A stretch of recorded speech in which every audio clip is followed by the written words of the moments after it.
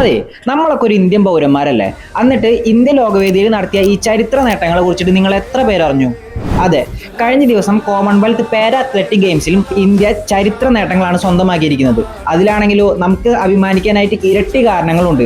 അതിലൊരു മലയാളി താരം ഉണ്ടായിരുന്നു. പുരുഷന്മാരുടെ 100 മീറ്റർ T47 മത്സരത്തിൽ ദിലീപ് മഹദൂബ് ഗബിത് സ്വർണ്ണ മെഡൽ നേടി. അത് മാത്രമല്ല 10.71 സെക്കൻഡ്സിൽ കംപ്ലീറ്റ് ചെയ്ത് കോമൺവെൽത്ത് ഗെയിംസിന്റെ റെക്കോർഡ് സ്വന്തമാക്കി. അതേ മത്സരത്തിൽ കേരളത്തിന്റെ സ്വന്തം മുഹമ്മദ് ബാസിൽ 10.83 സെക്കൻഡ്സിൽ ഫിനിഷ് ചെയ്ത് സിൽവർ മെഡലും നേടി. അങ്ങനെ ഈ ഇനത്തിൽ ഗോൾഡും സിൽവറും ഒരുമിച്ച് സ്വന്തമാക്കുന്ന ചരിത്ര നേട്ടം ഇന്ത്യ സ്വന്തമാക്കുകയും ചെയ്തു. അതുകൂടാതെ വുമൻസിന്റെ ഷോട്ട് പുട്ട് F57 ഇനത്തിൽ ഷാർമിള ധാൻകർ ഗോൾഡ് മെഡലും അതേ മത്സരത്തിൽ ശില്പ ശൈല ബ്രോൺസ് മെഡലും നേടി.